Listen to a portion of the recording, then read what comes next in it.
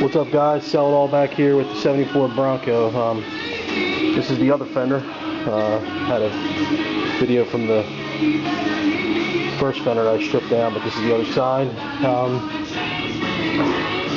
Ground down, welded up the holes for the molding here, so I'm not going with any of the molding on this ride. And I got good news last night when I came home. Migs from Classic Broncos made me my pieces, man. He's the man. Thanks again, Brian. He actually fabricated the pieces on the CNC plasma table. I guess he has the CAD software to draw it up and all. And he posted a thread on there showing them. They look like awesome. I could have never in a million years done that. So, you know, he's going to be shipping them out to me, and I'm going to get another vid of me installing them and you know, putting them on. And I think he made this piece too, which is a common area to rust. So he's got a good little side business going, man, because these are the prone spots of these fenders. But everything else, man, this thing doesn't really have any dings in it or anything. Some surface rust down here and a little down here, but I'm going to put it in the media blaster. I mean, go sandblast it outside the underneath, and then I'm going to DA, and that's this video is for right here. Is I'm old school. My dad's 74 years old, and he's still doing body work, and this is what he grew up using, is what they call a jitterbug.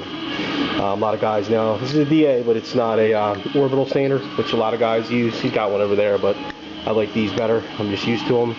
So even our Artabuy supply guy that comes in here, he laughs because he still gets this paper for us. And not hardly any shops use this rectangular paper here. They use all the round stuff, or, you know, for long bores they use the long skinny thinner paper. But anyway, I'm going to use this with 80 grit on there, and then I'm going to DA this whole thing, get it down, you know, nice. The reason for doing that is, you know, if I even took my time, I could get all this paint off and whatnot with just that steel wool on. But you want to give tooth to the, they call it tooth, is you want to etch the metal. So your first coat of primer has, you know, something good to stick to. So when you put the epoxy on there, it's really going to get in and, you know, stay on the panel. You probably could get away with not doing it, but I'm just, you know, creature habit. I've been doing this for almost 20 years, so this is how I do it. But that's my plan now. So I'm going to DA this whole thing, and then I'm going to try to see if I can get it out and get some media, some sand anyway, and do the underneath of here.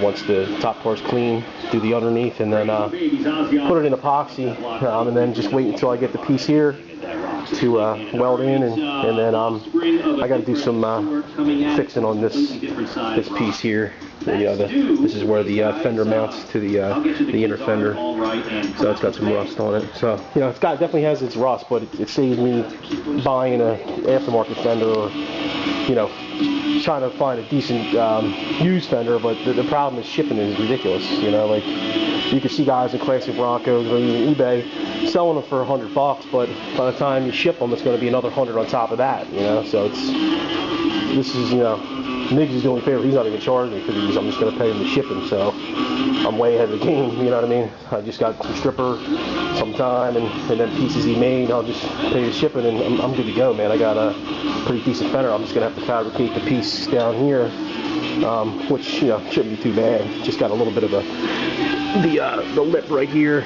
that goes, I guess it basically sits inside the inner fender and keeps it from, you know, stabilized to give a little more support. But, you know, it's definitely going to be a decent fender. You know, when these things start having tons of dents, or if they're cut, you know, they're more like a trail fender. But this is, after I fix them sections here, this is going to be as good as a new fender. You know, I got to dolly this out here because this front clip was a bitch to get off. I think I showed a video earlier, so that's why I like some of this stuff, because I wasn't planning on using these fenders, but now, you know, since Migs is doing that, I'm cool. But this here, we use the Sawzall and everything else, and it just nicked here, so it's got a crack here. So I mean, there's definitely some work ahead of me in terms of getting it all totally square, but all in all, it's going to be a good fender when it's done. Just got to put some man hours in it. And also want to show you guys too, I got on good old eBay, I bought myself another pair of shears. These are electric shears. I have a pneumatic pair, but they're just not doing good. They're an old Ingersoll Rand, and they're older than dirt. They're on their way out. So I decided to to get a pair. They were $37 shipped. So this brand new is price that probably cost me almost $200 and then shipping, you know, so about $200 to get a pair. So decided to get them. These things work awesome, man. You know, the only thing with these is when you use them, they have a quarter-inch. They take a quarter inch of the material away. So basically, that's what the shear's cutting out, which is in between these two guides right here. So even the piece right here, I was showing gives you a little curly piece. That's about the size of the material that you're going to lose. So you got to compensate for that when you're cutting. Like I said, these things are good. Ket's a good brand. I researched them. Never heard of them before, but I researched them, and a lot of guys give awesome reviews. Say they're really good. So yeah, this is my new purchase. Again, I'm a used tool guy. I buy new for certain things, but use what I can, because like most people today, we're on budgets. But here it is, guys, and I'm going to get to finishing this up, DAing it, and hopefully I can go down to the hardware store, get some sand, and then do the underneath and get it in epoxy. But I'll keep you guys updated. Sell it all, Classic Broncos. Take care.